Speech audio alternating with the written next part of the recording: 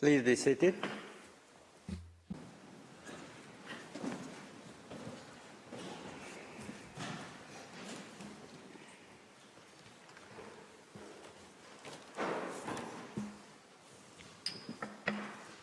The sitting is open.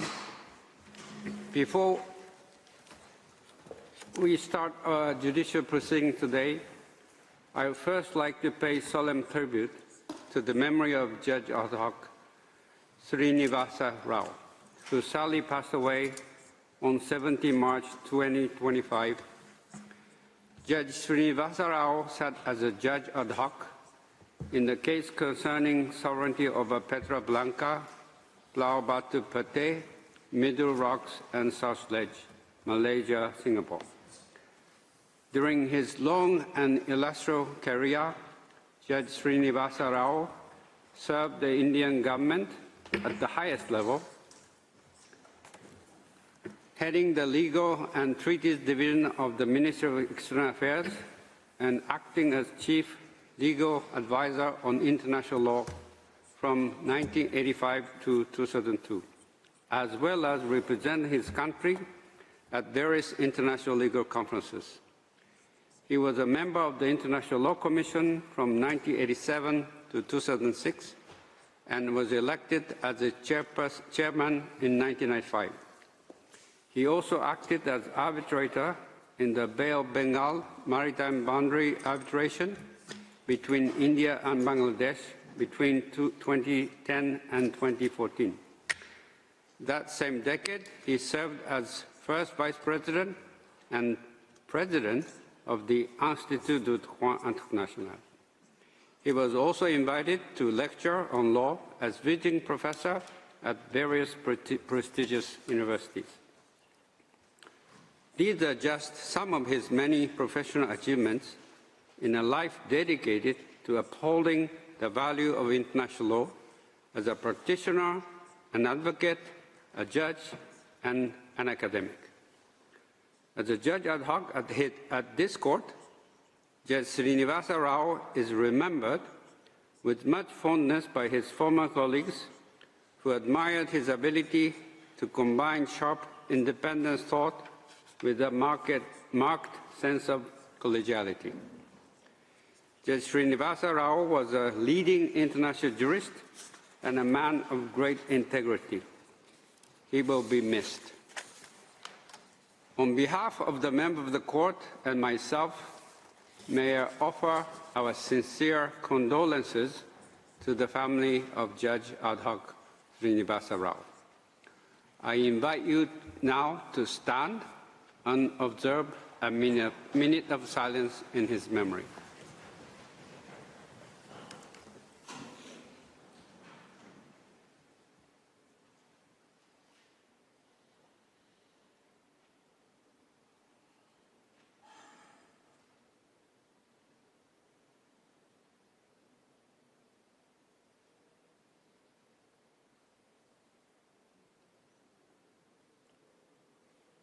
Thank you very much. Please be seated.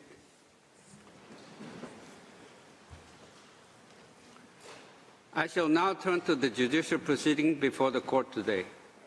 The court meets this morning under Article 74, Paragraph 3 of the Rules of Court to hear the single round of oral arguments of the Republic of the Sudan on its request for the indication of provisional measures submitted in the case concerning application of the Convention on the Prevention and Punishment of the Crime of Genocide in Sudan, Sudan versus United Arab Emirates. The court included upon the bench no judge of the nationality of either party. Accordingly, both parties availed themselves of the right under Article 31, Paragraph 3 of the statute to choose a judge ad hoc to sit in the case. Sudan chose Mr. Bruno Sima and the United Arab Emirates, Mr. Philippe Kivrugo. Article 20 of the statute provides that every member of the court shall, before taking up his duties, make a solemn declaration in open court that he will exercise his powers impartially and conscientiously. Pursuant to Article 31, Paragraph 6 of the statute, the same provision applies to judge ad hoc, who have to make a solemn declaration in each case where they participate, as stated in Article 8, Paragraph 3 of the Rules of Court. In accordance with the Court's practice, I shall first say a few words about the career and qualifications of Judge Sima and Judge Cabral, before inviting each of them to make their solemn declarations. Judge Bruno Sima, of German nationality, served as a member of the Court from 2003 to 2012 and was appointed as Judge ad hoc in the joint cases concerning maritime delimitation in the Caribbean Sea and the Pacific Ocean, Costa Rica versus Nicaragua, and land boundary in the northern part of Isla Potias, Costa Rica versus Nicaragua, and in the case concerning the dispute over the status and use of the waters of Silala, Chile versus Bolivia.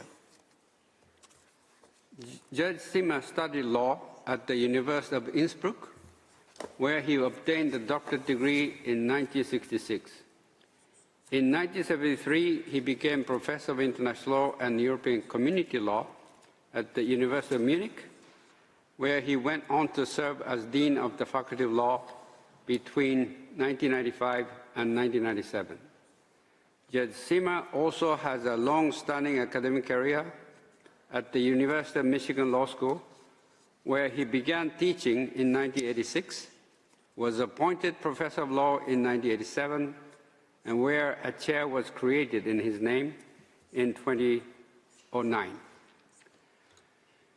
He has twice been the Director of Studies of the Hague Academy of International Law, and in 2009, he delivered the prestigious General Course in Public International Law. His publications in international law are numerous and well-known. Judge Sima was a member of the International Law Commission from 1996 to 2003. He has appeared as advocate in various cases before the court and has sat as arbitrator in numerous arbitral tribunals. Since 1st December 2012, he has been an arbitrator at the Iran-United States Claims Tribunal. Judge Sima is the recipient of numerous awards, including honorary doctorate degrees.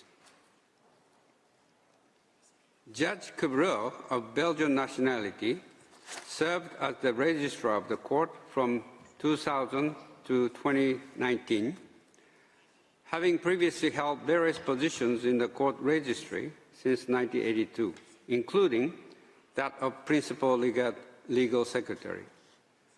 Judge Cabral studied law and philosophy at the University of Namur and the Catholic University of Louvain, before completing his postgraduate studies in international and European law at King's College London and Complutense University of Madrid. In parallel with his illustrious career at the court, Judge Cabral has taught law as a visiting professor and guest lecturer at various universities. Judge Cabral has also given courses at both the Hague Academy of International Law and the Sherman Academy of International Law. Since stepping down from his function as registrar, Mr. Cabral was appointed as judge ad hoc in the case concerning Guatemala's territorial, insular, and maritime claim, Guatemala-Belize, and in the case concerning the arbitral award of 3 October 1899, Guyana versus Venezuela, both currently pending before the court. He is also a judge ad hoc at the International Tribunal for the Law of the Sea and serves as an arbitrator in investor state proceedings. Judge Cabral is an associate member of the Institut du Droit International, as well as a member of numerous learned societies. Throughout his outstanding career, he has authored many articles, monographs, and papers in French, English, and Spanish on a wide range of topics of international law and with a particular focus on the court. In accordance with the order of precedence fixed by Article 7, Paragraph 3 of the Rules of Court, I shall first invite Judge Sima to make the solemn declaration prescribed by the statute, and I would request all those present to rise.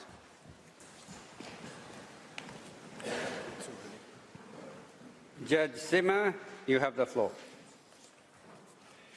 Thank you, Mr. President. I solemnly declare that I will perform my duties and exercise my powers as a judge honorably, faithfully, impartially, and conscientiously. I thank you, Judge Sima. I now invite Judge Cabral to make the solemn declaration prescribed by the statute. Judge Cabral, you have the floor. Merci, Monsieur le Président. Thank you, Mr. President. I solemnly declare that I will perform my duties and exercise my powers as judge honorably, faithfully, impartially, and conscientiously. Cabral, please be seated.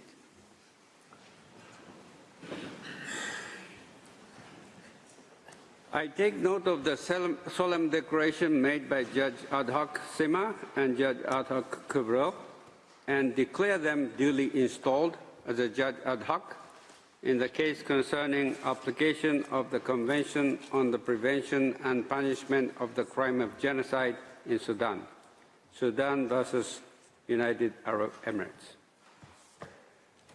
I shall now recall the principal steps of the procedure in the present case. On 5 March 2025, the government of Sudan filed in the registry of the court an application instituting proceedings against the United Arab Emirates with regard to a dispute concerning alleged violation by the latter of its obligations under the Convention on the Prevention and Punishment of the Crime of Genocide in Sudan, most notably in West Darfur. I shall refer to this convention as the Genocide Convention. To found the jurisdiction of the court, applicant invokes Article 36, Paragraph 1 of the Statute of the Court and Article 9 of the Genocide Convention. Together with this application, Sudan submitted a request for the indication of provisional measures pursuant to Article 41 of the Statute of the Court and Articles 73, 74, and 75 of the Rules of Court. The Registrar will now read out the passage from the request, specifying the provisional measures which the government of Sudan is asking the court to indicate, pending a final judgment in the case. You have the floor, Mr. Registrar. Thank you, Mr. President. I quote, 1.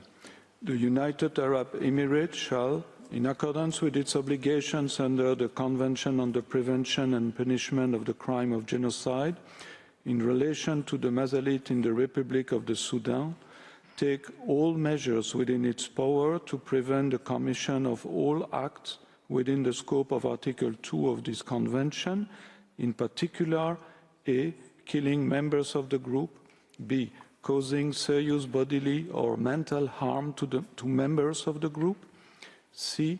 Deliberately inflicting on the group conditions of life calculated to bring about its physical destruction in whole or in part, and D. Imposing measures intended to prevent birth within the group. 2. The United Arab Emirates shall, in relation to the members of the Masalit group, ensure that any irregular armed units which may be directed or supported by it and any organizations and persons which may be subject to its control, direction, or influence do not commit any acts described in point 1 above, or of conspiracy to commit genocide, of direct and public incitement to commit genocide, of attempts to commit genocide, or of complicity in genocide." End of quote. I thank the registrar. Immediately after the application and the request for the indication of prohibited measures were filed, the registrar transmitted an original copy thereof to the government of the United Arab Emirates. He also notified the Secretary General of the United Nations. According to Article 74, Paragraph 1 of the Rules of Court, a request for the indication of prohibited measures shall have priority over all other cases. Paragraph 2 of the same article states that the court shall proceed to a decision on the request as a matter of urgency. This imperative must be, however, balanced with the need to fix the date of the oral proceedings in such a way as to afford the parties an opportunity of being represented at the hearings. The court decided that these oral proceedings would be held today on 10 April 2025. By letter dated 3 April 2025, the agent of Sudan informed the court that his government wanted to amend the measures requested in paragraph 22 of its request for the indication of prohibited measures, dated 5 March 2025. The registrar will now read out the amended measures. You have the floor, Mr. Registrar. Thank you, Mr. President. I quote, 1. The United Arab Emirates shall, in accordance with its obligations under the Convention on the Prevention and Punishment of the Crime of Genocide, in relation to the Mazalid group in the Republic of the Sudan, take all measures within its power to prevent the commission of all acts within the scope of Article 2 of this Convention, in particular, A, killing members of the group, B, causing serious bodily or mental harm to the members of the group, C, deliberately inflicting on the group conditions of life calculated to bring about its physical destruction in whole or in part, and D, imposing measures intended to prevent births within the group. 2. The United Arab Emirates shall, in accordance with its obligations under the Genocide Convention, in relation to the members of the Mazalid group, refrain from any conduct amounting to complicity in the commission of any of the acts described in point 1 above, by any irregular armed units or by any organization or persons. 3. The United Arab Emirates shall submit a report to the court on all measures taken to give effect to this order within 1 month as from the date of this order, and thereafter every 6 months until a final decision on the case is rendered by the court. End of quote. I would now like to welcome the delegation of the parties. I note the presence of the agents and counsel of Sudan and the United Arab Emirates.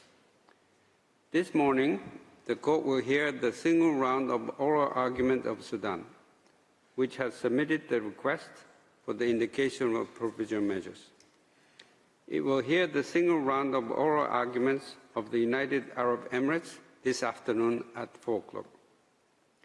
Both parties have a maximum allotted time of 2 hours each for their respective oral presentations.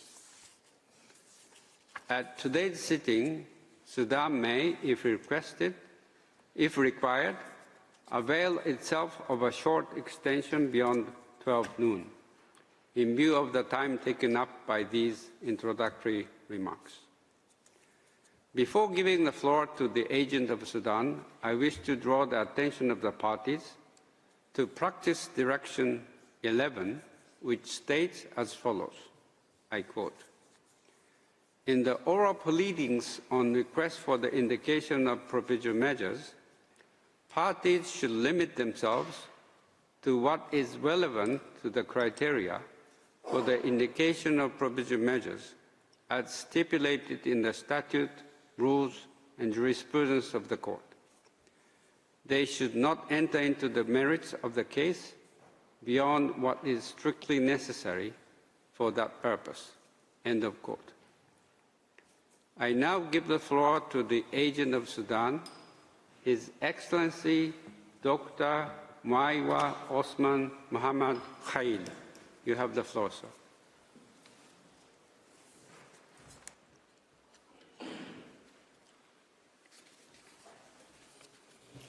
Mr. President, Madam Vice President, members of the court, it is an honor to appear before you as the agent of the Republic of Sudan. A genocide is being committed against the ethnic group, the Masalid, in the west of our country. The Masalid are non-Arab African ethnic group.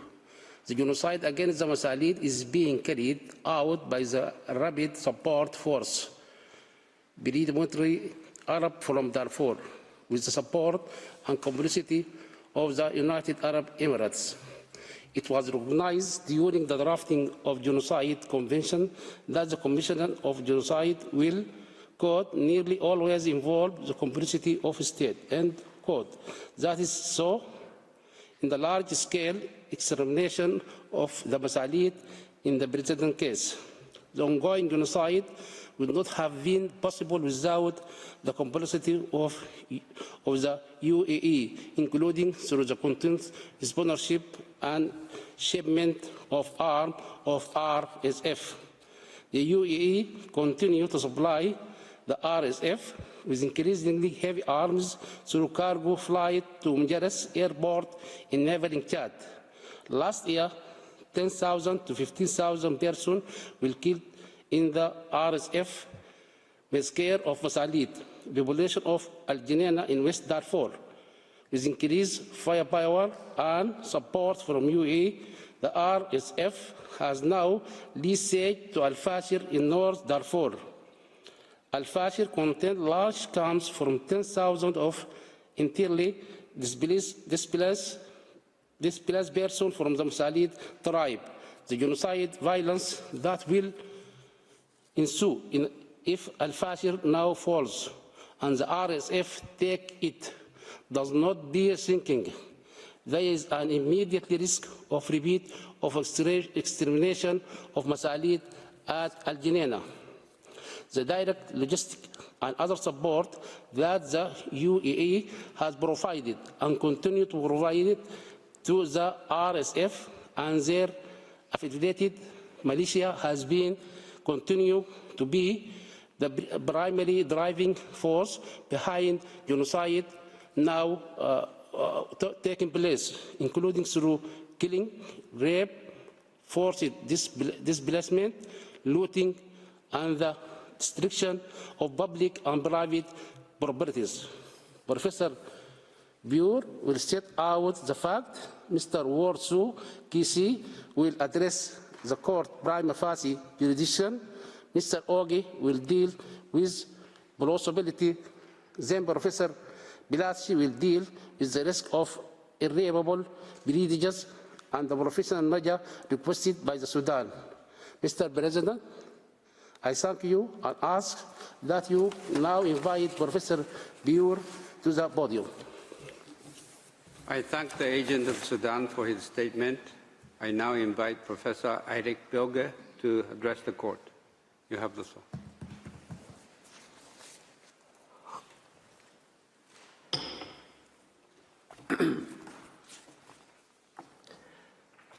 Mr. President, members of the court, it is an honor to appear before you on behalf of the Sudan to address the facts. As I will explain, including by reference to UN sources, there can be no doubt that the Masalit people is currently being subjected to genocide, and that there is serious evidence that the UAE is failing to prevent this and is complicit. I will also deal very briefly with the existence of the dispute in case the UAE seeks to raise this as a point. It is notorious that since November 2023, the Masalit non-Arab ethnic group in the Sudan has been targeted and subjected to acts of genocide and other prohibited acts which continue to this day. The perpetrators of these acts are members of the Rapid Support Forces, the RSF, a militia comprised of Arab Darfuris, led by a former commander of the Janjaweed militia, General Mohammed Hamdan Daglo. The situation was accurately summarized as follows by the current US Secretary of State, the Honorable Marco Rubio, during his confirmation hearing before the US Congress in January of this year. By its very definition, this is a real genocide. This is the ethnic targeting of specific groups for extermination, for elimination, by groups, by the way, that are being funded by nations that we have alliances and partnerships with in other parts of the world, and we should express that clearly. I think, and part of our engagement with the UAE, and it will have to be a pragmatic engagement, I mean, they are important players in what we hope to resolve in the Middle East, and I think, as part of that engagement, we also need to raise the fact that they are openly supporting an entity that is carrying out a genocide. Against this backdrop, and in circumstances where the UAE's open support for the RSF continues, notwithstanding the fact that the RSF's ongoing siege of El Fasher is increasingly at serious risk of culminating in further acts of genocide, and the RSF's attacks against other gathering places in West and North Darfur for members of the Masalit people who have been displaced by the conflict have also escalated over the past month, the Sudan had no choice but to approach the court for urgent interim relief. It's important to understand why the current US Secretary of State felt able to express the situation in the forthright terms he used. In the spring of 2023, the RSF was increasingly capturing territory in Darfur. During clashes in El Janina in West Darfur in May-June 2023, the RSF and militias aligned with it carried out large-scale attacks on civilians, the Masalit population in particular. They conducted a systematic campaign to extirpate the city's Masalit community. The massacre by the RSF has been described as a deluge of atrocities and a killing frenzy. Between 10,000 and 15,000 persons were killed. In this and other atrocities, the RSF has targeted gathering sites for internally displaced persons, IDPs, which have been systematically attacked, burned, and destroyed. In November 2023, the United Nations Special Advisor on the Prevention of Genocide, Alice Wairumu Deritu, described the events in West Darfur, in the following terms: rape and other forms of sexual and gender-based violence, including sexual slavery, have been rampantly perpetrated as a weapon of war. Entire villages have been burnt, often with the plan to attack announced in advance. Derogatory and dehumanizing language, such as slaves, has been persistently used as an element of incitement to violence. Conditions of life have been deprived, with medical facilities and transportation destroyed, and access to water and electricity deliberately obstructed. This all points to risk factors for genocide. Instrumental to the RSF's prosecution of its campaign of genocide since June 2023 was its securing of new supply routes for weapons, equipment, and logistics for use in the conflict.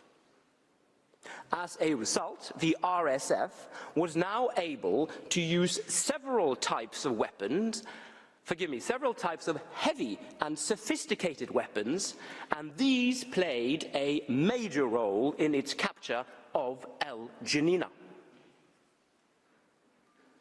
In January 2024, the UN Security Council's panel of experts on the Sudan, whose members had been appointed by a composition of the Security Council, which included the UAE itself, reported that the RSF's main supply route for arms is through eastern Chad, which borders West Darfur. The panel assessed allegations that a heavy rotation of cargo planes coming from Abu Dhabi International Airport to Amjaras Airport in eastern Chad, transporting weapons, ammunition, and medical equipment for the RSF, as well as the UAE's denial and assertions that its cargo planes had a purely humanitarian purpose. The panel concluded that the allegations against the UAE were credible. According to information gathered by the panel from sources in Chad and Darfur, the allegations were credible.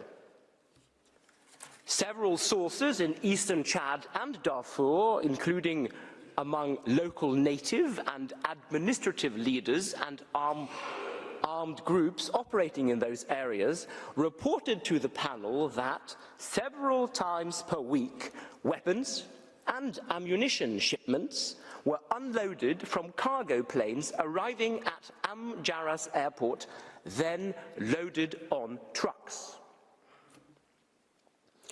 Continuing to seek to operate under the cloak of humanitarianism, the UAE in September 2024 built a field hospital, emblazoned with the banner of the Red Crescent, next to the Amjaras airfield. But, tellingly, when the Red Cross sought to visit in order to understand what the UAE operation was doing under its protected banner, the officials were turned away for security reasons. The assessment of the Sudan's General Intelligence Service was that the unnatural expansion of activity in the Amjaras airport facilities, the flights to the airport, and the heavy presence of combat vehicles and military camps are not consistent with the argument that this was for the purpose of providing the needs of the field hospital. An advisor to the American NGO, the Sudan Conflict Observatory, Justin Lynch, put it this way: there is no plausible explanation for these airlifts except for weapons support to the RSF. No one is fooled. Likewise, the Sudanese General Intelligence Service has concluded that the UAE's field hospital at Amjaras Airport is the primary supply and support hub for the enemy. It has also determined that the UAE is continuing to use N'Djamena Airport in western Chad for the same purpose. The UAE, for its part, has sought to characterize such conclusions as nothing more than a duplicitous media disinformation campaign. Meanwhile, on 22nd January 2024, the European Union designated Al Junaid Multi-Activities Company under its Sudan sanctions regime. This Sudanese holding company, which had already been designated under the United Kingdom's sanction regime, is owned by Abdul Rahim Daglo, the brother of General Hamdan and his two sons. The reasons given by the European Union for the designation included a finding that the RSF is also using Al Junaid's gold production and exports to secure military support from the United Arab Emirates, UAE, to which most of Sudan's gold production is smuggled, including the provision of weapons used by the RSF in the conflict in Sudan.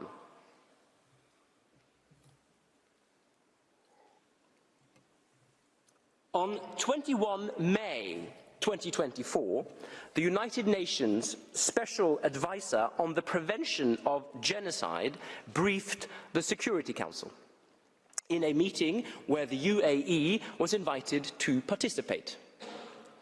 She took the occasion at this meeting to raise the alarm, clearly and unequivocally, about the ongoing situation in the Sudan, which bears all the marks of a risk of genocide, including strong allegations that the crime has already been committed.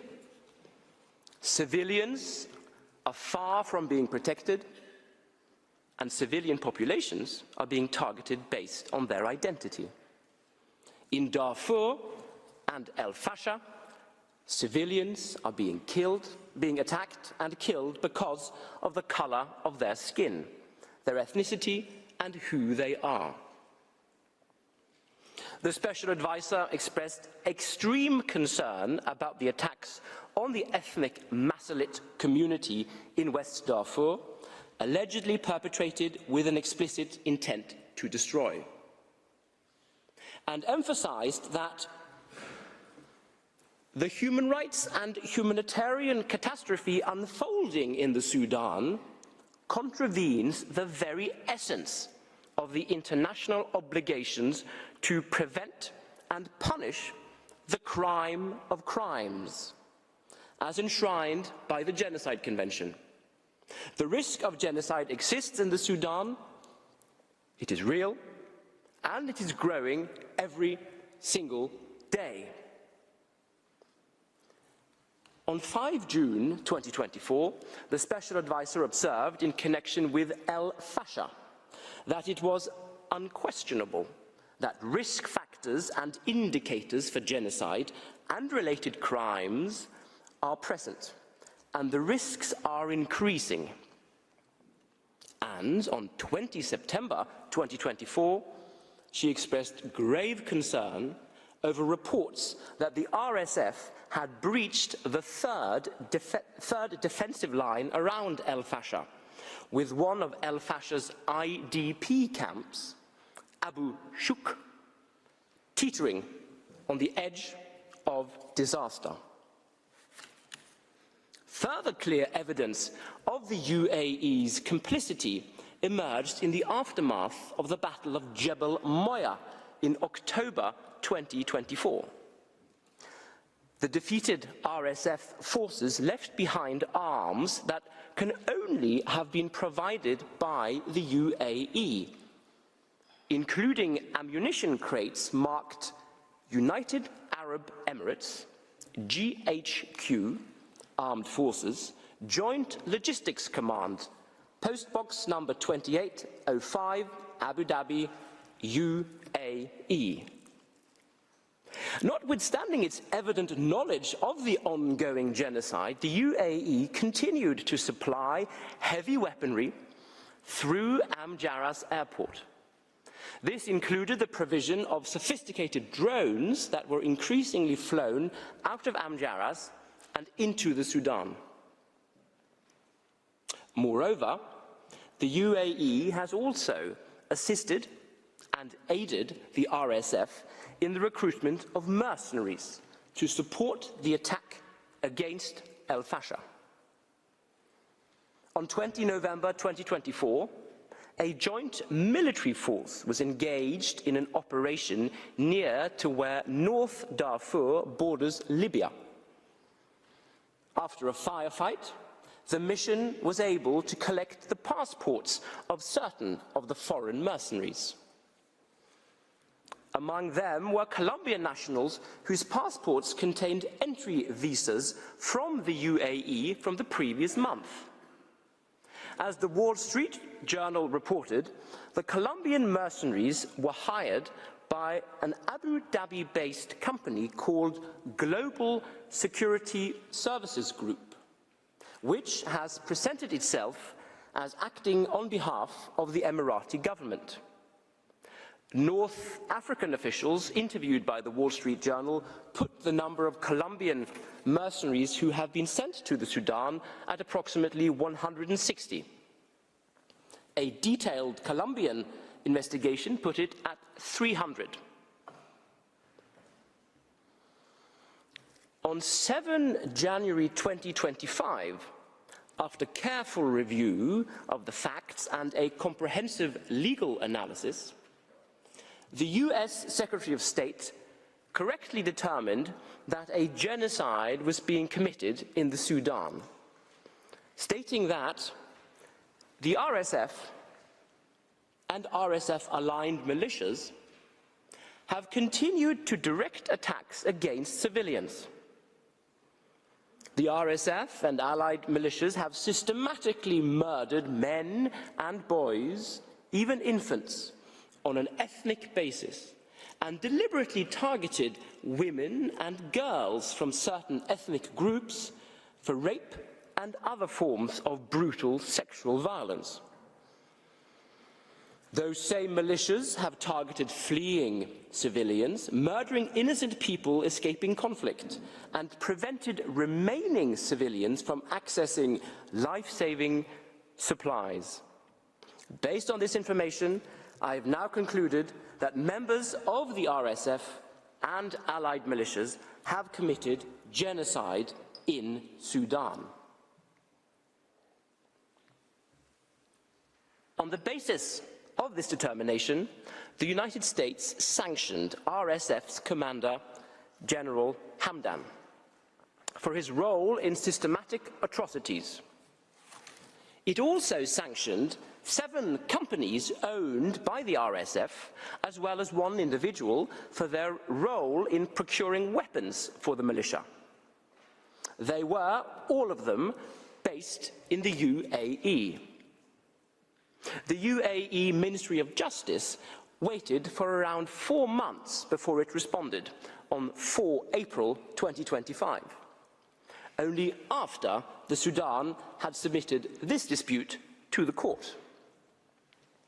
And even then, the UAE used notably circumspect language, asserting that none of the 7 entities hold an active business license in the UAE, nor are they currently operating in the UAE. Against this backdrop, as you have seen, the current US Secretary of State felt compelled in January 2025 not only to recognize the existence of the ongoing genocide, but also to call out the UAE for its open support of the entity that is carrying out that genocide. Since that date, the plight of the surviving members of the Masalit group in North and West Darfur has only become more desperate. There are thousands of Masalit in North Darfur, particularly in El Fasher and in Zamzam camp, many of them internally displaced. The RSF is currently mobilizing even greater forces and intensifying its attacks with the aim of breaking the siege of El Fasher, which has been ongoing since May 2024. So important is the taking of El Fasher to the RSF and its sponsor that the UAE is reported in recent months to have intensified its efforts of support in order to ensure that El Fasher falls. If that happens, everything points to a repeat of the atrocities of El Janina. At the same time, the RSF has been attacking gathering sites where there are internally displaced members of the Masalit group, including Zamzam camp. Between 9 and 13 February 2025, following heavy artillery shelling, the RSF launched a ground assault against the camp and raised its main market in arson attacks. The Humanitarian Research Lab of the Yale School of Public Health confirmed on 13 December 2024 the large-scale displacement of an unknown number of civilians from Zamzam IDP camp following repeated heavy artillery bombardment over 12 days by the RSF. It also identified and located 4 heavy artillery pieces, consistent with a type of Chinese-produced 155mm howitzer artillery gun, which it considered were engaged in the bombardment of Zamzam. Yale's Humanitarian Research Lab noted, on the basis of publicly available sources, that the UAE was the only country known to have purchased this type of howitzer. Notably, the Security Council's panel of experts had reported earlier that the increasingly heavy weaponry provided by the UAE included howitzers, and that these had been observed in El Fasher. The assessment of the Sudan is that the howitzers in question, of which there were 11 in total, arrived by UAE aircraft which landed at Amjaras Airport on 1 October 2024 and were transported onwards by truck into Darfur before they were put to use by the RSF. And yet, the nightly weapons and ammunitions flights from the UAE into inter alia Amjaras airfield continue to arrive. Sudan's own intelligence assessment in March 2025 is that the flights to Chadian airports transporting military aid to the RSF have continued to the present. To conclude, there can, for present purposes, be no question that there is sufficient evidence that the UAE is not only failing to prevent genocide, but is also complicit in genocide. This will, of course, be the subject of full argument at the merit stage, although direct proof will, to a large extent, continue to rest in the hands of the UAE itself. For present purposes, it is relevant to recall the court's observation in Corfu Channel. that in such a situation, the other state, the victim of the breach of international law, in this case the Sudan, should be allowed a more liberal recourse to inferences of fact and circumstantial evidence. Here, the Sudan has presented a series of facts linked together and leading logically to a single conclusion. Finally, it cannot seriously be argued that the UAE was unaware of the existence of this dispute prior to the filing of the Sudan's application. I can be brief. First, in a letter to the President of the Security Council dated 26 April 2024, the Sudan stated that the support of the United Arab Emirates for the criminal Rapid Support Forces militia, which has waged war against the state and its citizens, makes the United Arab Emirates a partner in all the crimes and atrocities that this militia has committed.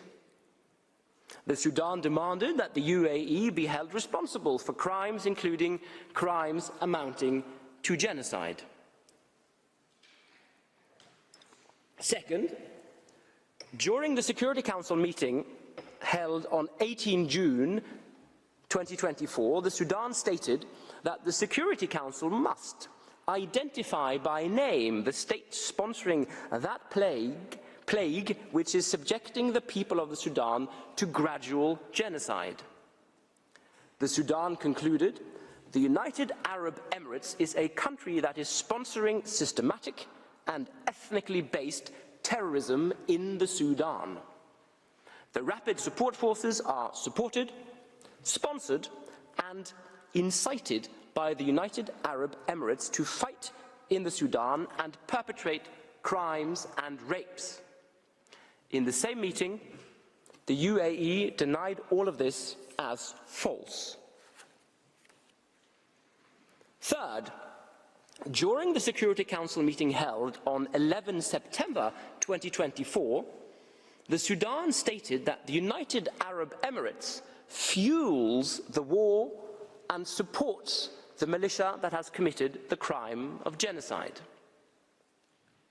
Fourth, in a press release dated 12 February 2025, the Sudan stated that the RSF, backed by its regional sponsor, is escalating its campaign of genocide against the majority of Darfur's population.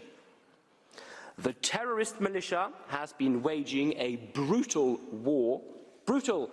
ongoing attack on the Zamzam camp for internally displaced persons. It further stated that the RSF targeted internally displaced persons on an ethnic basis. The press release concluded that the militia's regional sponsor bears direct responsibility for ongoing genocide. That, Mr. President, members of the court, concludes my presentation. I ask that you invite Mr. Wordsworth, KC, to the podium to address prima facie jurisdiction. I thank Professor Gilger for his statement. I now call Mr. Samuel Wordsworth to the podium. Sir.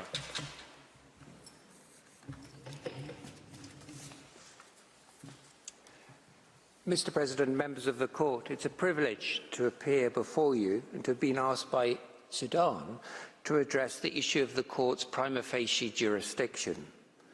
The question is whether Article 9 of the Genocide Convention, which is of course well known to the court and is now on the screen, appears prima facie to afford a basis on which its jurisdiction could be founded. Both Sudan and the UAE are parties to the convention. Sudan acceded on 13th October 2003 without entering any reservation. The UAE acceded on 11th November 2005, subject, as the court will be aware, to a reservation with respect to Article 9. Where an applicant invokes a compromissory clause, such as Article 9, the court must ascertain whether the acts complained of by the applicant are prima facie capable of falling within the provisions of that instrument, and whether, as a consequence, the dispute is one which the court could have jurisdiction ratione materiae to entertain. As to this, the acts of which Sudan complains plainly are capable of falling within the scope of the substantive provisions of the Genocide Convention, and there is a dispute as to the UAE's compliance with the Convention as just outlined by Professor Bjorga. Turning to the reservation, the UAE's instrument of accession to the Genocide Convention states in relevant part that it makes a reservation with respect to Article 9 thereof concerning the submission of disputes arising between the contracting parties relating to the interpretation, application or fulfilment of this convention to the International Court of Justice at the request of any of the parties to the dispute.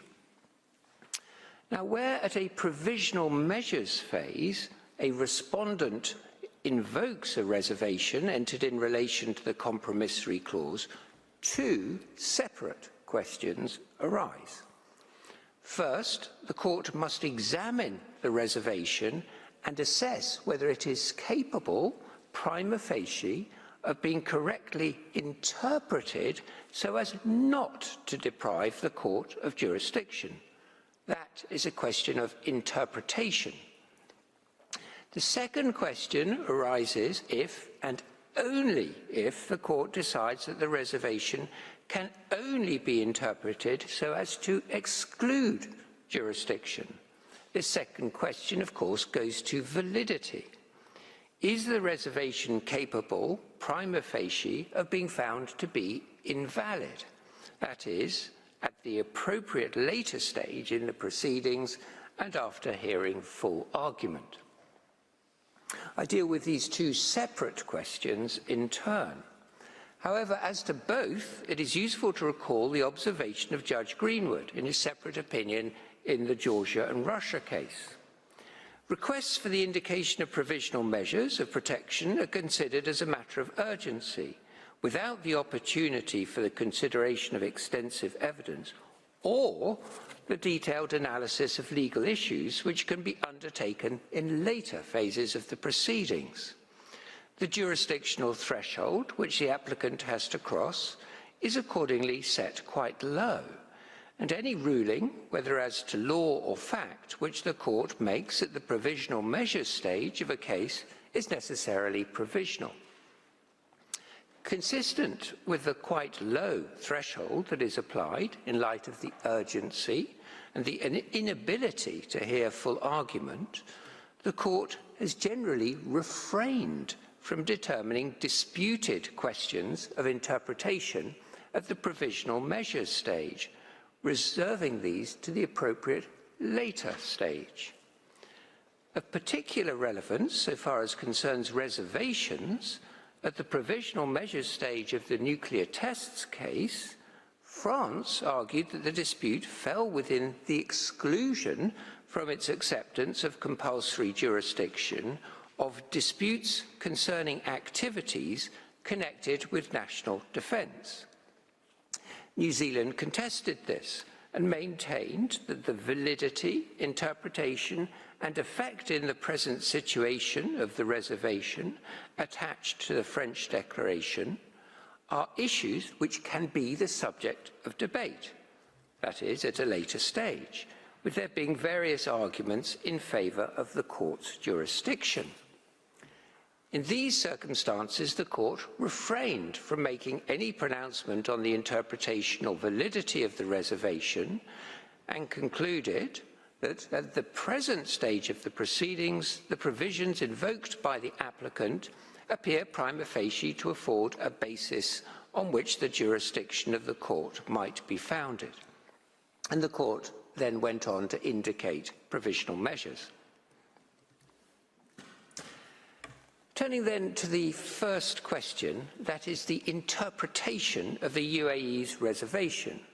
This is capable and a fortiori capable prima facie of being interpreted so as not to deprive the court of jurisdiction under Article 11. The principles governing the interpretation of reservations are unlikely to be an issue today.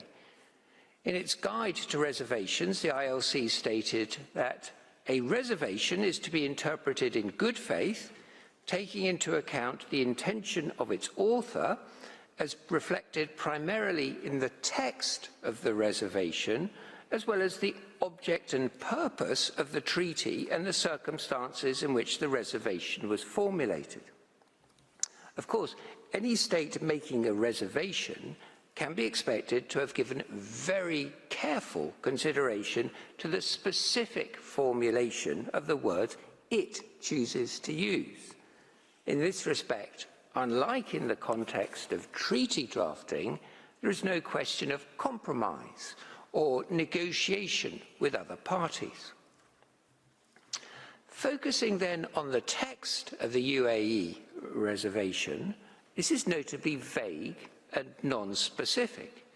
It merely makes a reservation with respect to Article 9, with no wording of any kind specifying the content and nature of that reservation.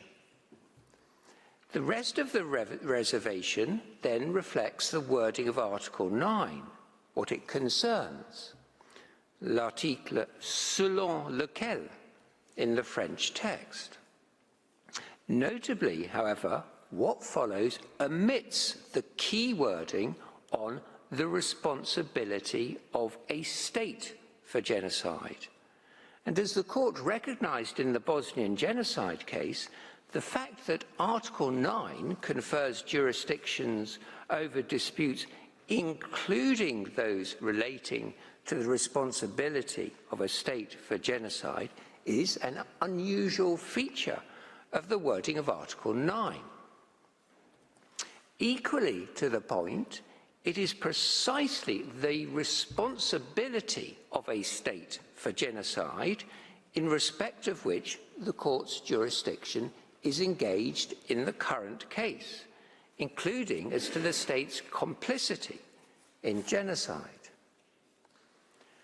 Now, no other state has entered such a vague and non-specific reservation to the Genocide Convention, which, moreover, omits this key wording.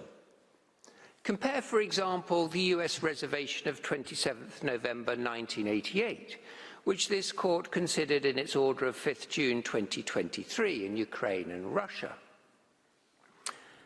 This reads, with reference to Article 9 of the Convention, before any dispute to which the United States is a party may be submitted to the jurisdiction of the International Court of Justice under this article, the specific consent of the United States is required in each case.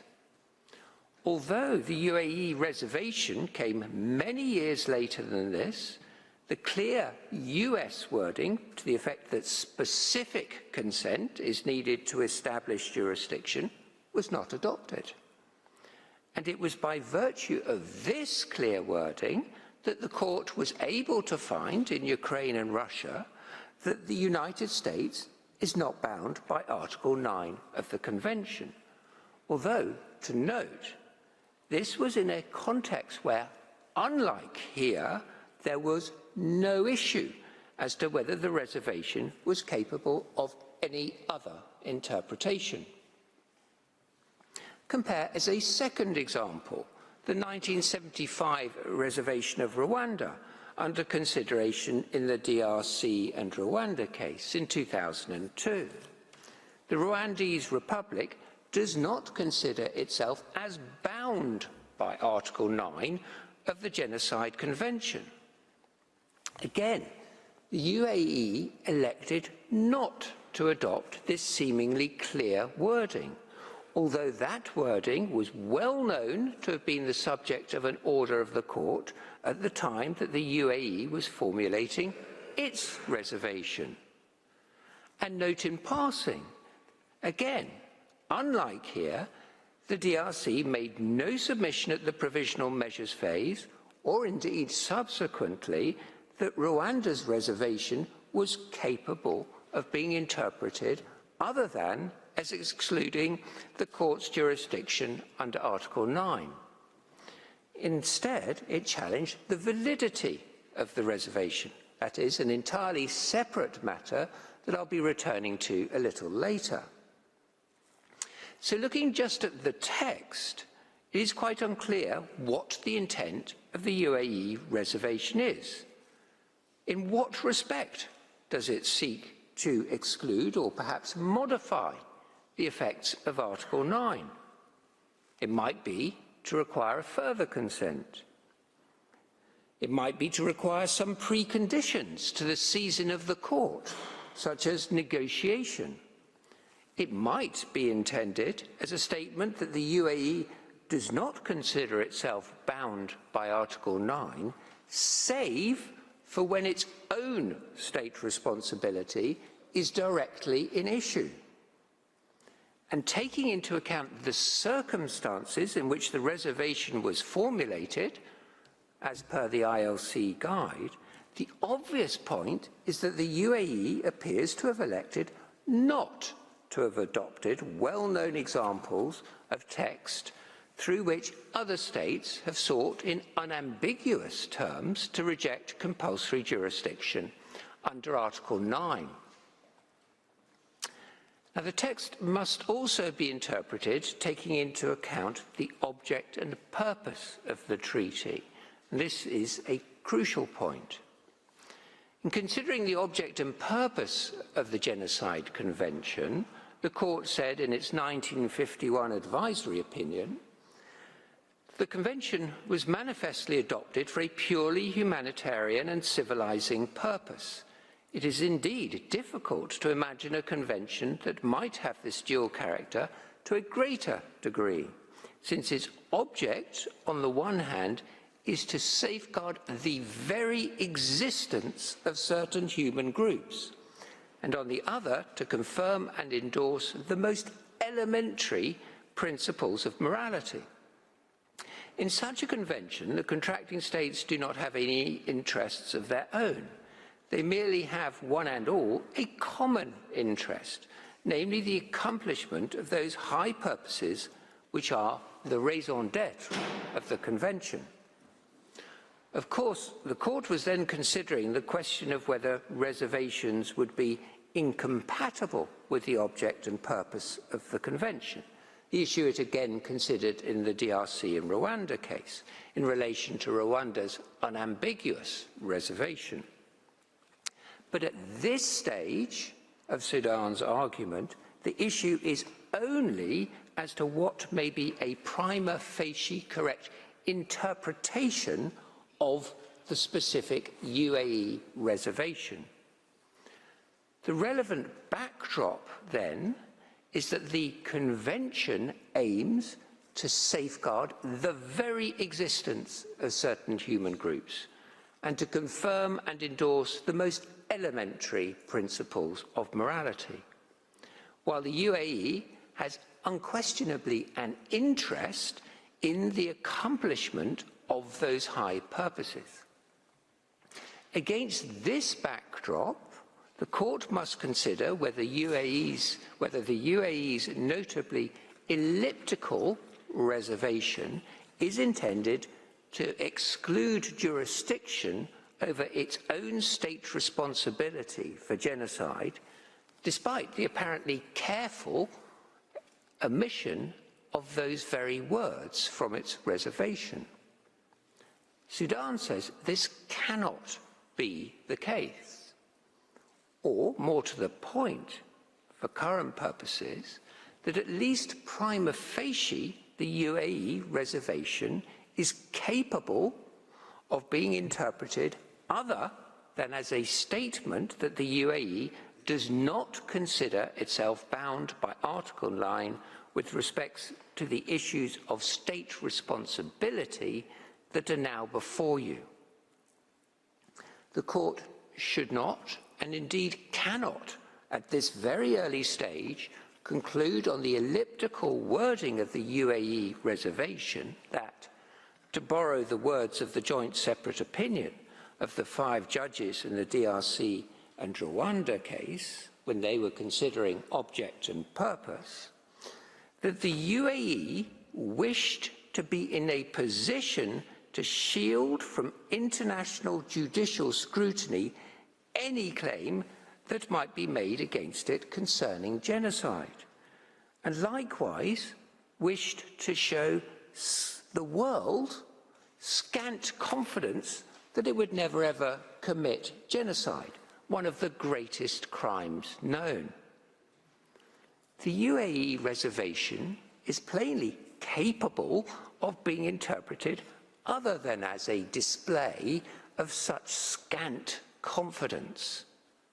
For example, it can be interpreted as a declaration that in general terms it does not consider itself bound, but subject always to a claim where its own responsibility for genocide, including its own complicity, is directly at issue. In short, there is a notable absence of the clear and unambiguous language that might require the court to conclude at this stage that the reservation is incapable, at least prima facie, of being interpreted other than as an exclusion of the court's jurisdiction.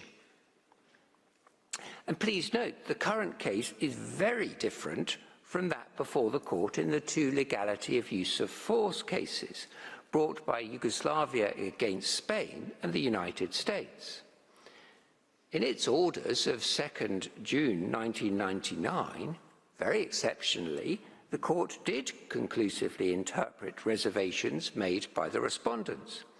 It concluded that there was a lack of prima facie jurisdiction and, in addition, a manifest absence of jurisdiction, such that it was appropriate to strike those cases from the general list. However, those were very different cases.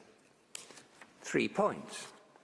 First, as the court expressly recorded in both orders, Yugoslavia disputed the interpretation of the Genocide Convention, but submitted no argument concerning the reservation to Article 9 of the Convention. Thus, these are not examples of how the court has dealt with the disputed interpretation of a reservation at the provisional measures stage. Second, the absence of any argument as to interpretation is understandable, because both of the reservations then at issue could be taken as unambiguously excluding the court's compulsory jurisdiction under Article 9. You've already seen the US reservation. Spain's reservation, which was withdrawn in 2009, was stated to be in respect of the whole of Article 9, brackets, jurisdiction of the ICJ, close brackets, full stop. That is, with no notably incomplete description of the provision then following. Third, the court was faced with factual allegations concerning NATO's aerial military operations that were in no way, even prima facie, capable of constituting acts of genocide. So this was a very natural case for rejecting jurisdiction under the Convention wherever feasible. And the UAE's reservation to the Convention is not just very differently worded to that of the USA and Rwanda and the one-time reservation of Spain, it is materially different to that of any other state, as you can see in due course from the text of the other reservations which are in your judges folder at tab 21. And to recall, when the UAE formulated its reservation in 2005, it was well aware that over the previous decades, many other states had adopted clear and unambiguous wording, and yet it elected not to follow such models. Nonetheless, the UAE will presumably now ask the court to approach its uniquely worded reservation as if it were incapable, even prima facie, of being interpreted other than as excluding jurisdiction under Article 9. But that would be nothing more than an attempt to rewrite the terms of the reservation some 20 years after the event. Stepping back, it is recalled that the object of the Convention is to safeguard the very existence of certain human groups. Through Article 9, this court plays a pivotal role in giving practical effect to the realization of that object. That role is all the more important where, at a provisional measures phase, there is strong evidence of state responsibility in relation to an ongoing genocide, and the court is called upon to act in safeguarding the very existence of a protected group.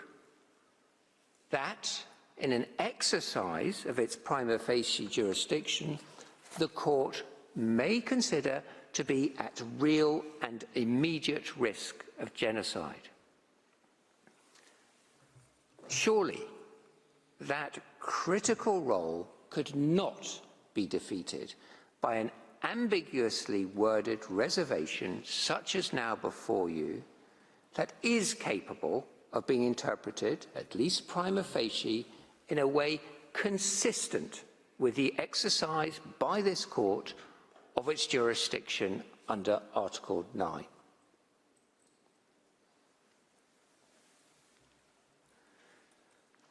I turn to the second question, which concerns the validity of the UAE reservation, and which is only engaged if the court does not accept that the reservation is prima facie capable of interpretation along the lines I've just outlined. In those circumstances, the court will still have jurisdiction prima facie if it is satisfied that the reservation is capable prima facie of being held to be incompatible with the object and purpose of the Convention and hence invalid.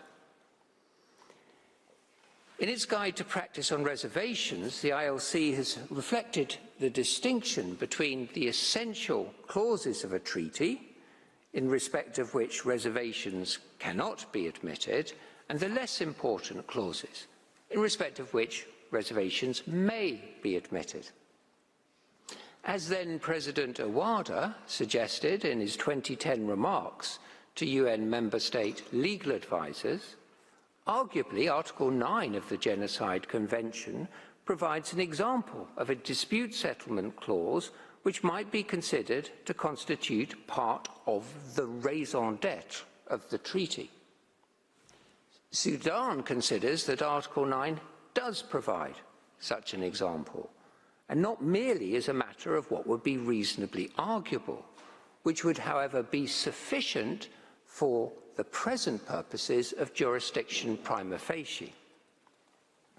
Sudan, of course, recognises that approaching 20 years ago, in its 2006 judgment in DRC and Rwanda, the court stated that in the present circumstances of the present case, the court cannot conclude that the reservation of Rwanda in question, which is meant to exclude a particular method of settling a dispute, as to the interpretation, application or fulfilment of the Convention, is to be regarded as being incompatible with the object and purpose of the Convention. As the careful language makes clear, the court was concerned with the specific reservation and case before it.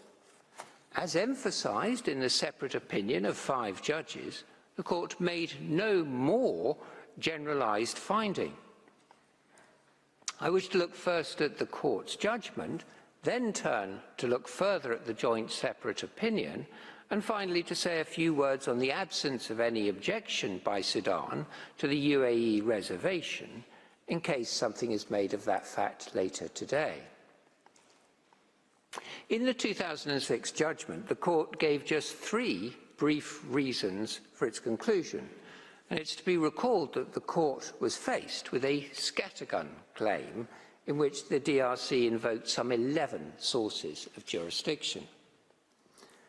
First, the court observed that Rwanda's reservation to Article 9 of the Genocide Convention bears on the jurisdiction of the court and does not affect substantive obligations relating to acts of genocide themselves under that convention.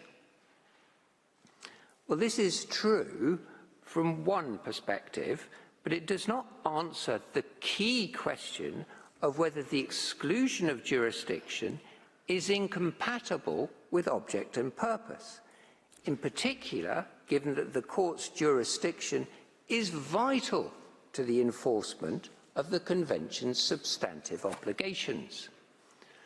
After all, the Genocide Convention is unique among the human rights conventions in allowing for and depending upon immediate direct access to the court as the sole available international judicial forum in circumstances where there is no treaty body for the supervision of performance by states parties. Second, the court recalled that it had previously given effect to the reservations at issue in the legality of use of force cases. However, as you've already seen, Yugoslavia submitted no argument on the reservations then at issue, whether as to their invalidity or otherwise. Third, as in legality of use of force, the court noted that Congo had not objected to Rwanda's reservation. I'll be returning to that issue shortly. But the point for now is that plainly and unsurprisingly, the court did not see this as providing some form of definitive answer on invalidity. Had it been otherwise, the court could readily have just accepted the point on no objection and not troubled itself with the broader issues on invalidity. I turn to the joint separate opinion. Given the number and identity of the judges and the force of the reasoning, the 2006 judgment must be considered alongside this important opinion and its conclusion that it is not self-evident that a reservation to Article 9 could not be regarded as incompatible with the object and purpose of the Convention. And we believe that this is a matter that the court should revisit for further consideration.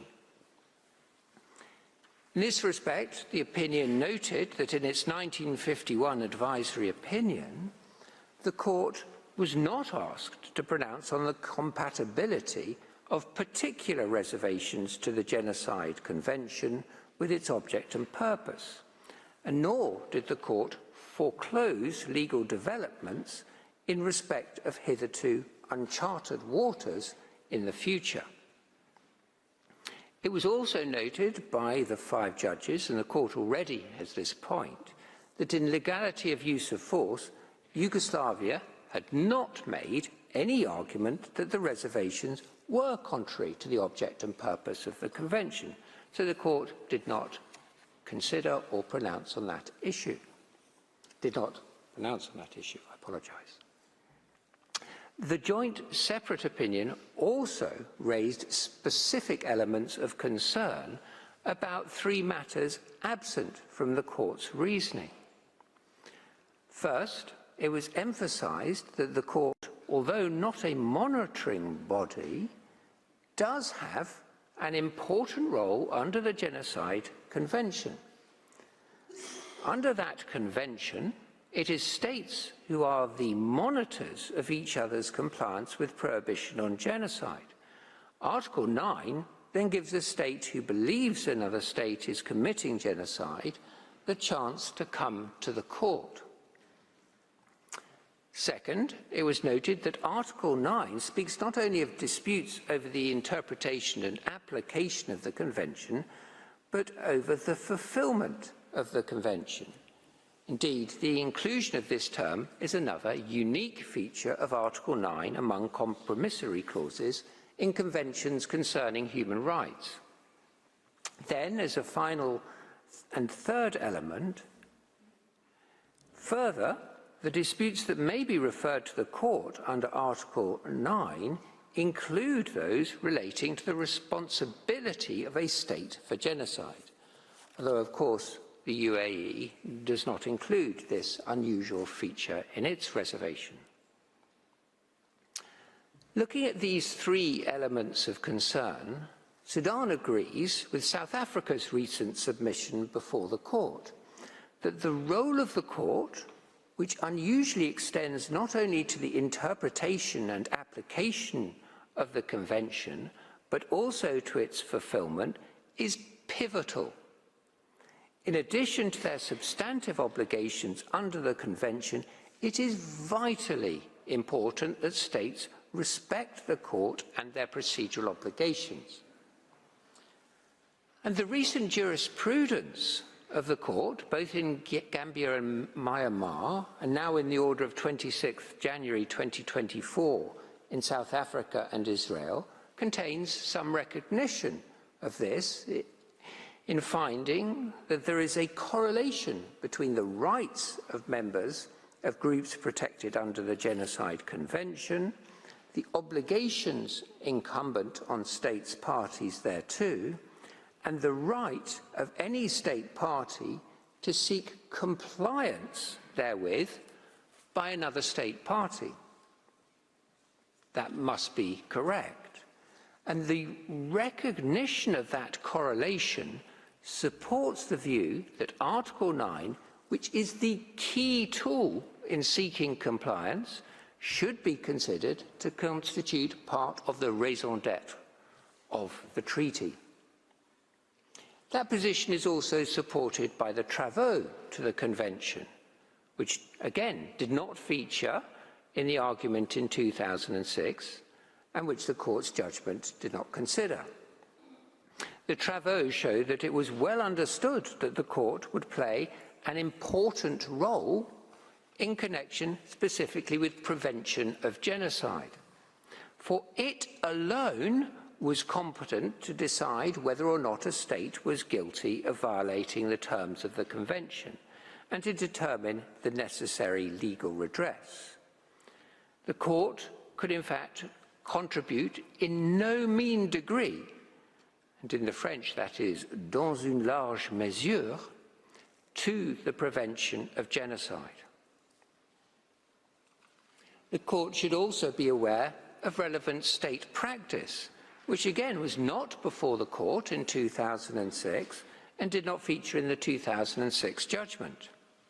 Of course, there's no time for a detailed consideration at this stage, but 12 states had withdrawn their reservations, excluding jurisdiction under Article 9, and a number of other states had objected to such reservations. This included the Netherlands, Croatia, Norway, Brazil, and Mexico, which had expressly characterized such reservations as incompatible with the object and purpose of the Convention. So finally then, a few words on the legal relevance of the fact that Sudan did not lodge an objection to the UAE reservation. And the short answer, for the purposes of these proceedings, is that it has no legal relevance.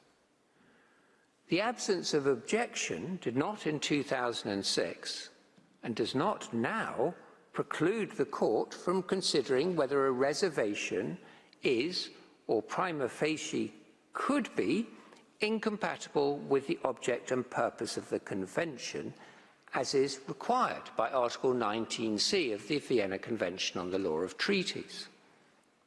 Nor does it impact on Sudan's ability to contest the validity of the reservation before you.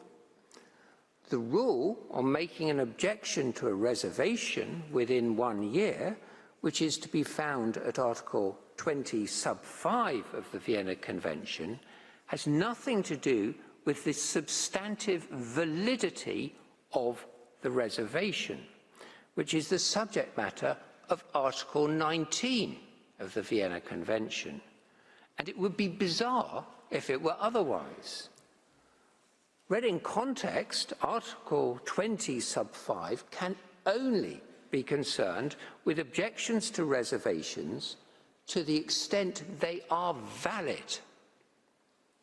The point can be seen clearly from paragraph 4.5.2 of the ILC guide and the related commentary. This states that the nullity of an invalid reservation does not depend on the objection or the acceptance by a contracting state or a contracting organisation. Nevertheless, a state or an international organisation which considers that the reservation is invalid should, if it deems it appropriate, formulate a reasoned objection as soon as possible. As the commentary then explains, as established above, the Vienna Conventions do not contain any rule concerning the effects of reservations that do not meet the conditions of permissibility set out in Article 19, or, as a logical consequence thereof, concerning the potential reactions of states to such reservations. Under the Vienna regime, an objection is not an instrument by which contracting states or organisations assess the validity of a reservation. Rather, it renders the reservation inapplicable as against the author of that objection. The acceptances and objections mentioned in Article 20 concern only valid reservations.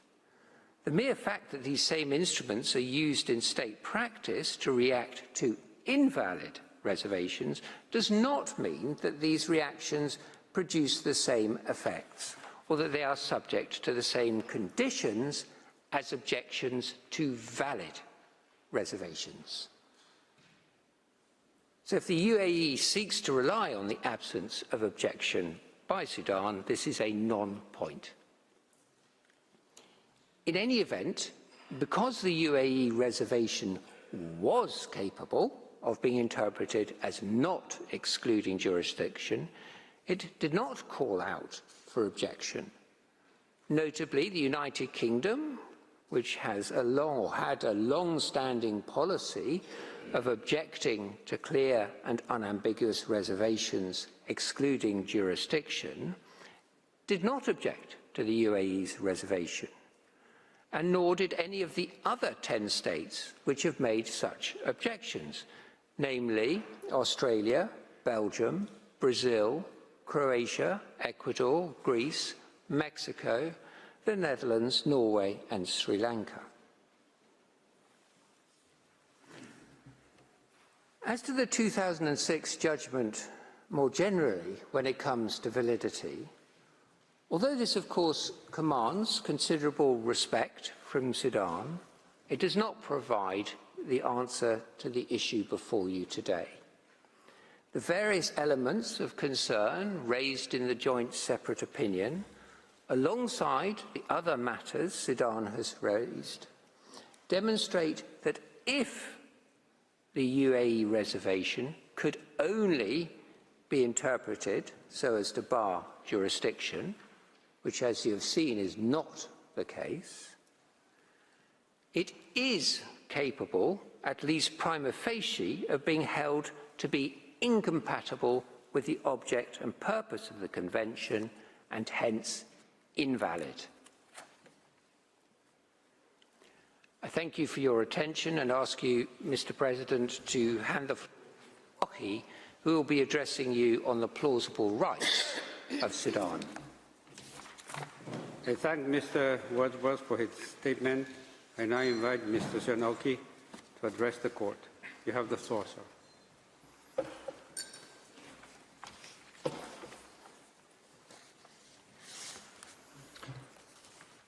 Mr. President, members of the court, it is a privilege to appear before you and to have been asked by Sudan to address the issue of plausibility. At this stage of the proceedings, the court is of course not required to determine definitively whether the rights which Sudan wishes to see protected exist. Rather, the court need only be satisfied that the rights claimed by Sudan and for which it is seeking protection are plausible. The right claimed must be merely grounded in a possible interpretation of the Convention. Plainly, the rights Sudan is seeking to protect are at least plausible. They are not merely grounded in a possible interpretation of the Genocide Convention, but in an interpretation that reflects the court's own previous findings. Sudan is requesting provisional measures to protect its rights to seek the UAE's compliance with its obligations to take actions to prevent breaches of the Genocide Convention occurring on Sudan's territory and to refrain from complicity in such breaches. The UAE freely undertook such obligations when it acceded to the Genocide Convention. In its application, Sudan also claims that the UAE is responsible for acts of genocide committed by irregular armed units over which the UAE exercises direction and control. This will be an important issue for full argument at the merits stage, but it is not one that arises for consideration today. In its 1951 advisory opinion, referring to the special characteristics of the Genocide Convention, the court emphasized that it was the intention of the United Nations to condemn and punish genocide as a crime under international law involving the denial of the right of existence of entire human groups. The rights of the Muslim human group to be protected from acts of genocide and related prohibited acts under Article 3 are beyond doubt. The Muslim are a distinct African, non-Arab ethnic group, and hence a protected group within the meaning of Article 2 of the Convention, which is on the screen. I start then with Sudan's right to seek the UAE's compliance with its obligation of prevention under Article 1 of the Convention. In the Bosnia genocide case, the court held that state parties are under a due diligence obligation to employ all means reasonably available to them so as to prevent genocide so far as possible. The court explained, a state's obligation to prevent and the corresponding duty to act arises at the instant that the state learns of, or should normally have learned of, the existence of a serious risk that genocide will be committed.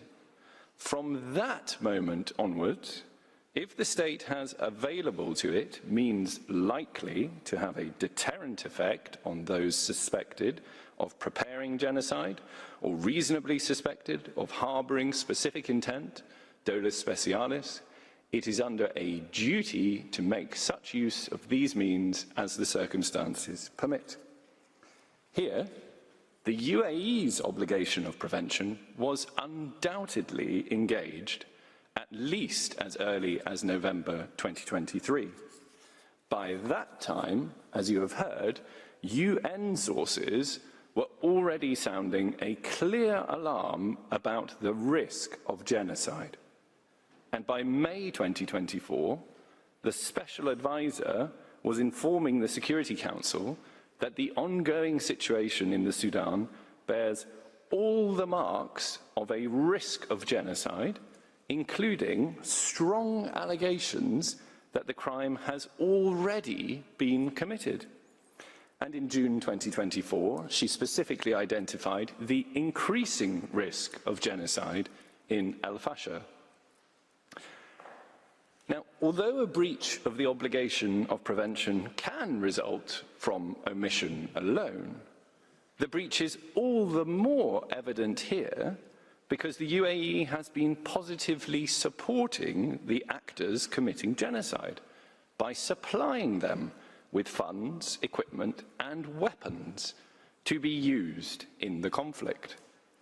As you have heard from Professor Björge, UN sources have assessed that there are at least credible allegations of this. And the European Union has gone further still in designating a Sudanese gold company that is owned and controlled by General Hamdan and his family on the ground that it is used to secure military support from the UAE, including the provision of weapons used by the RSF in the conflict in Sudan.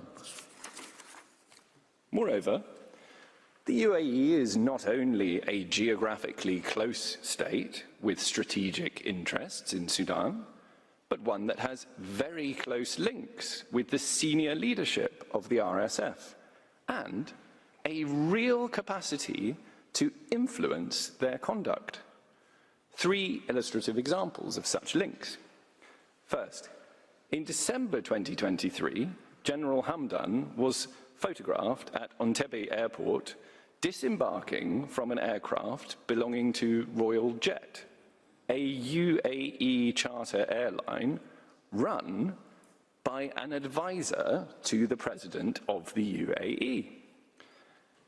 And flight records show that that aircraft had flown from Abu Dhabi. Second, General Hamdan's youngest brother has lived in Dubai since 2014, where he established companies to manage the family interest in marketing gold sourced from Sudan.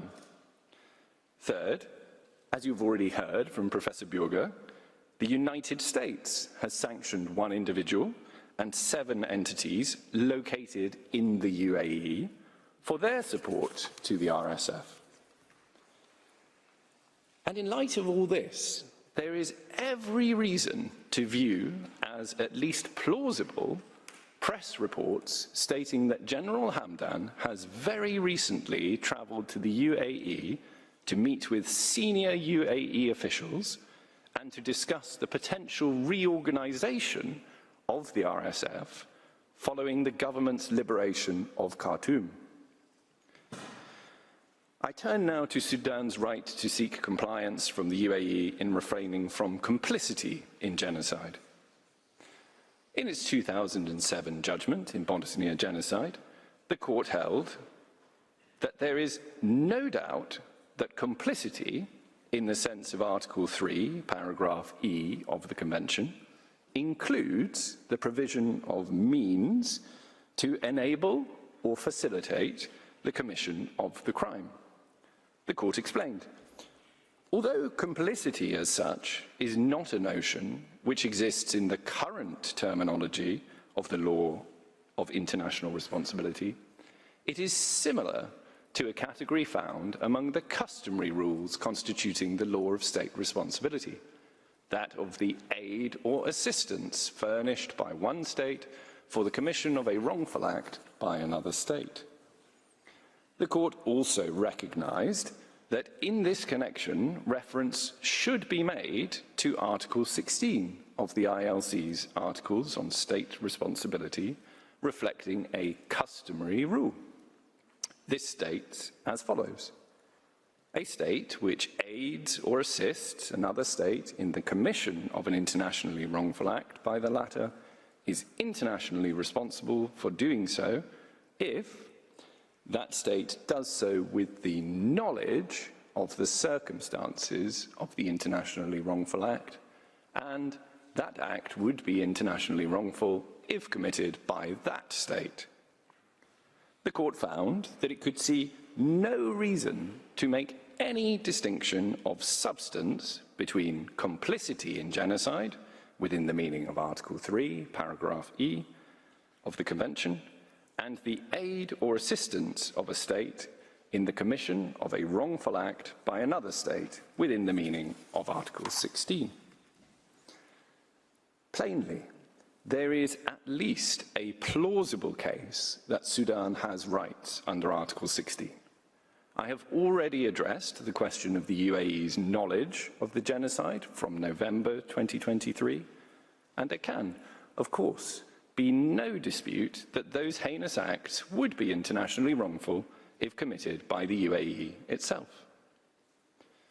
Notwithstanding its knowledge that the RSF was committing acts of genocide, the UAE continued, and indeed continues still, to lend aid and assistance to the RSF, including through the provision of weapons and equipment to be used in the conflict. Some of those weapons have no doubt already been, and very likely will be, used to commit atrocities against the surviving Masalit group in North and West Darfur, including the tens of thousands currently under siege in El Fasher and in other gathering places, such as the Zamzam camp. I thank you for your attention. Mr. President, I ask you to call to the podium Professor Palchetti, who will address urgency and irreparable harm. I thank Mr. Oji for his statement. I now invite Professor Paolo Palchetti to the podium. Sir.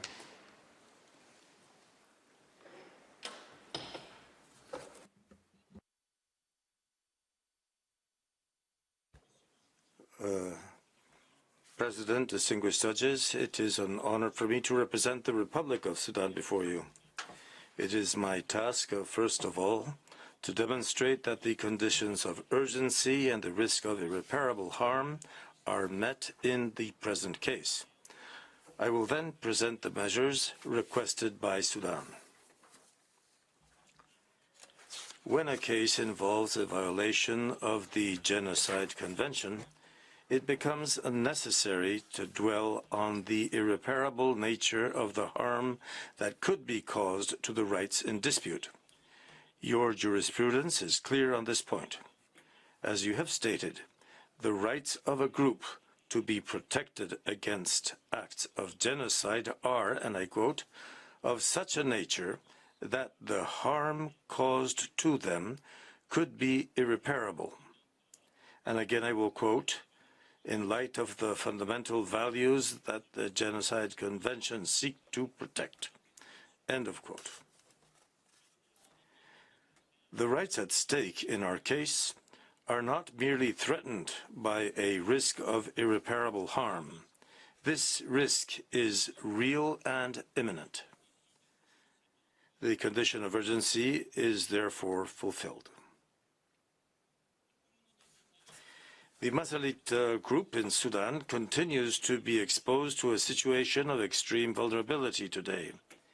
Its right to be protected against acts of genocide is at risk of suffering irreparable harm at any moment.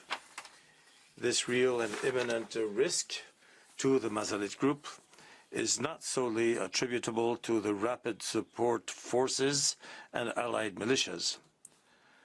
Through their actions in the conflict ravaging Sudan, the United Arab Emirates have greatly contributed to making this situation possible and continue to do so.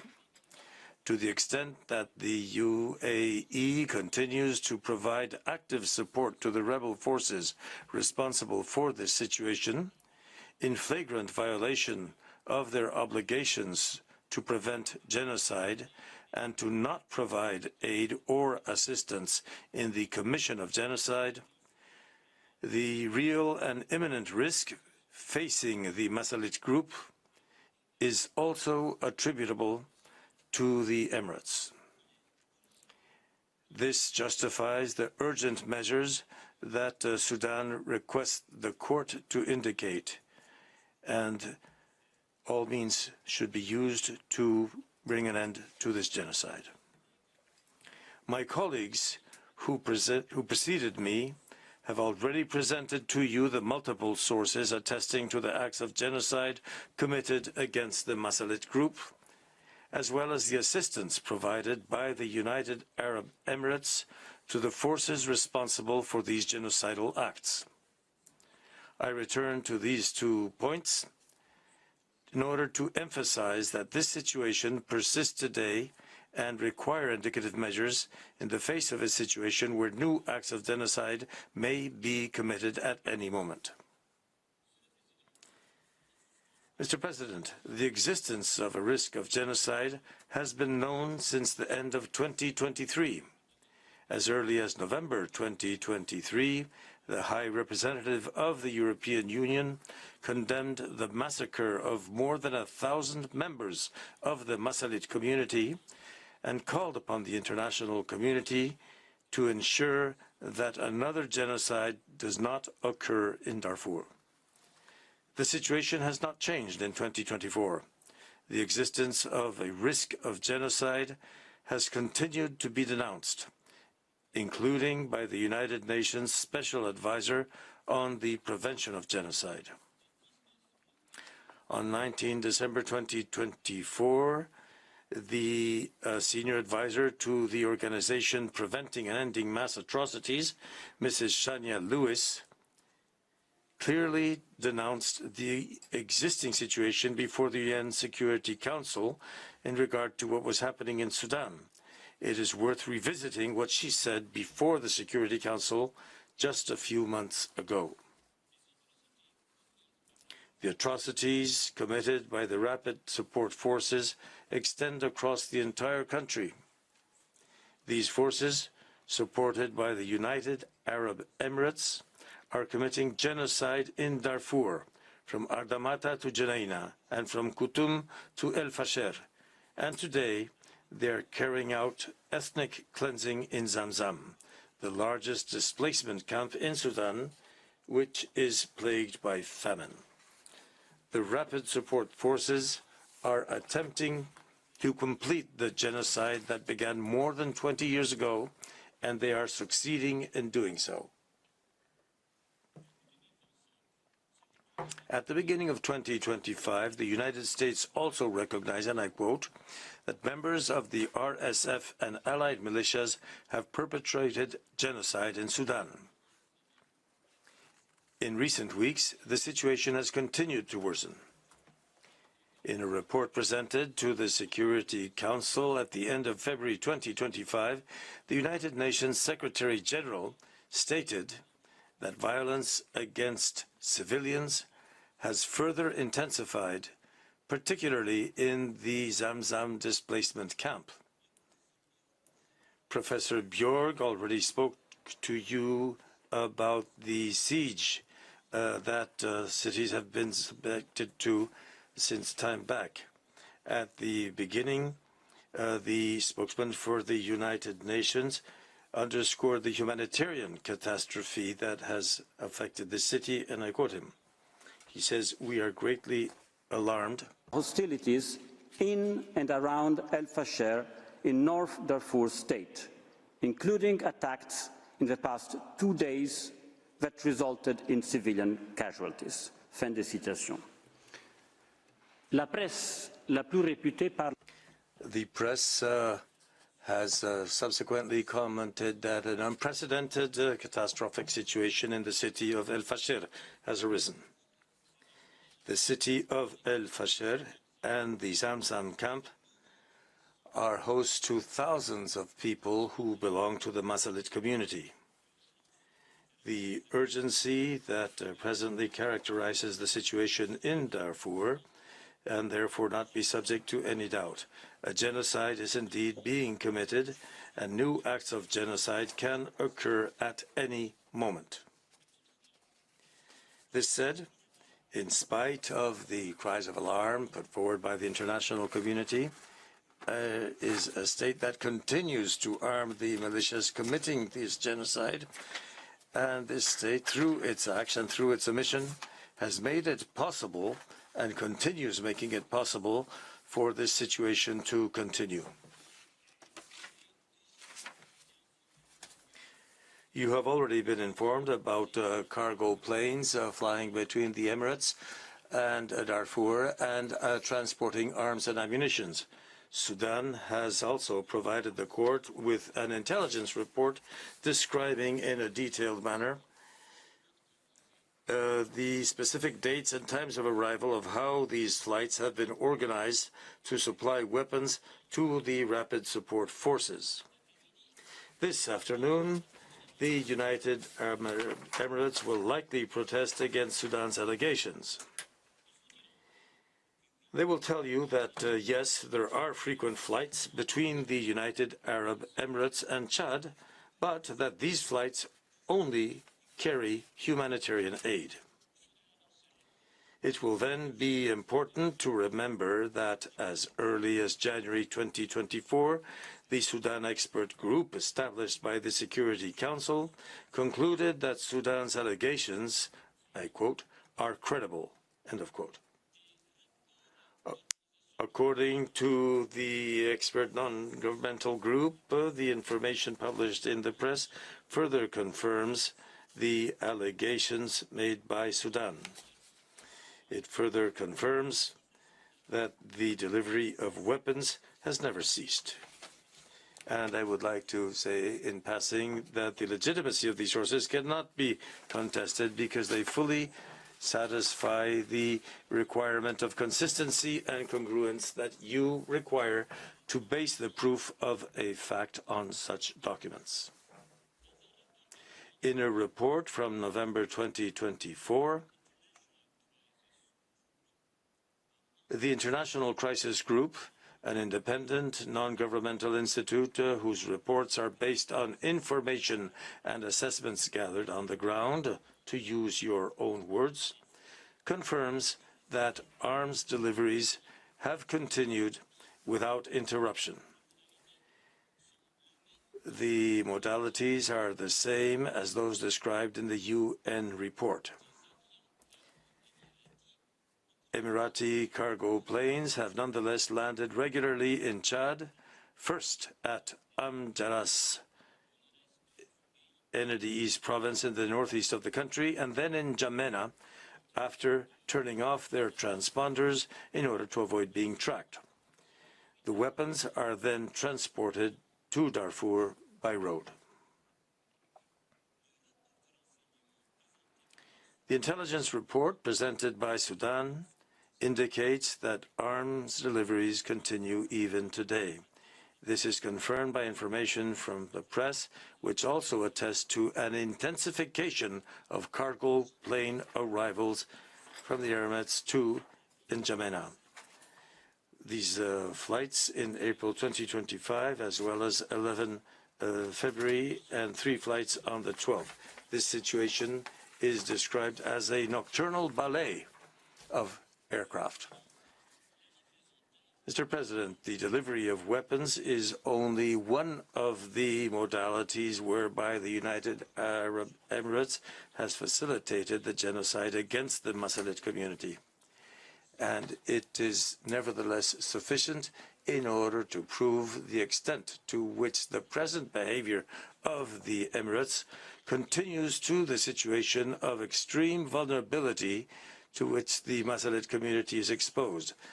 It is urgent that they ceased in the assistance of commission of a genocide in Sudan, and this is what justifies the indicative provisional measures requested by Sudan, and that I will now present.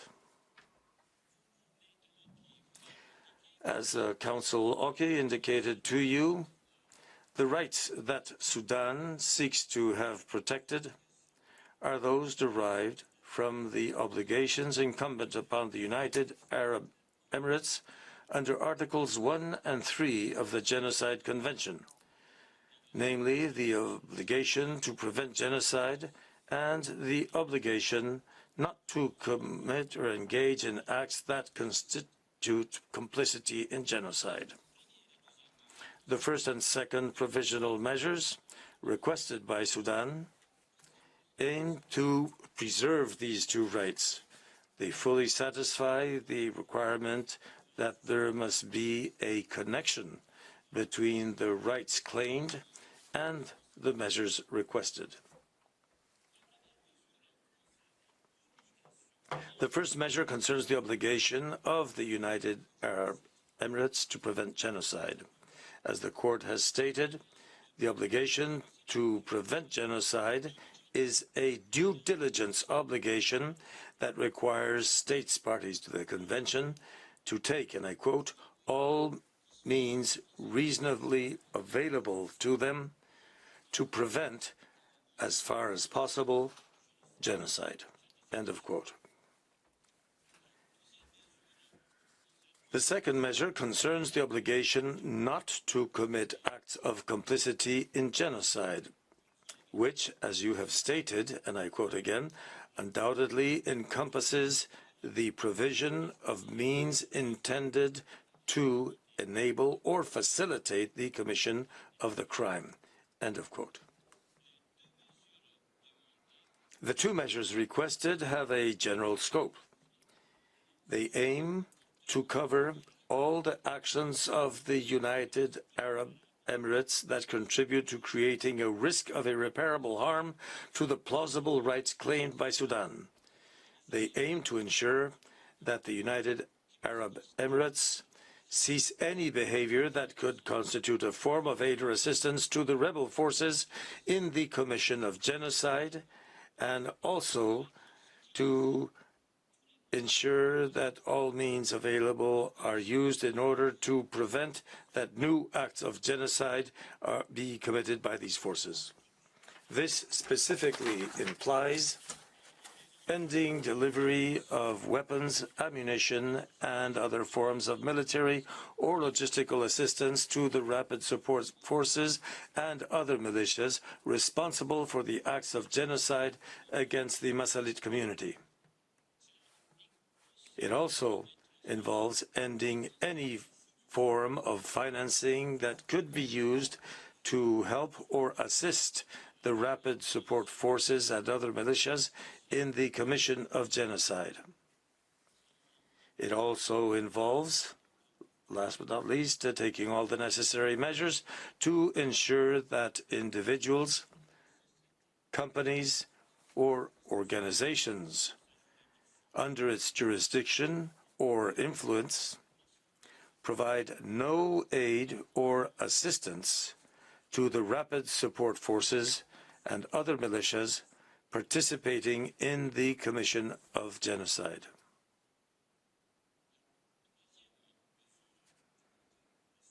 The third measure requested by Sudan is of a procedural nature, and it aims to require the Emirates to submit a report to the court on all the measures they will have taken in execution of the court's decision.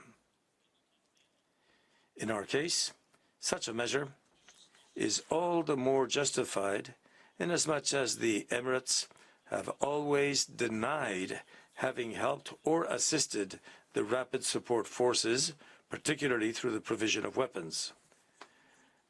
Therefore, considering the monitoring of the implementation of these measures indicated by the court, this request seems necessary. Mr. President, a genocide is being committed in Sudan.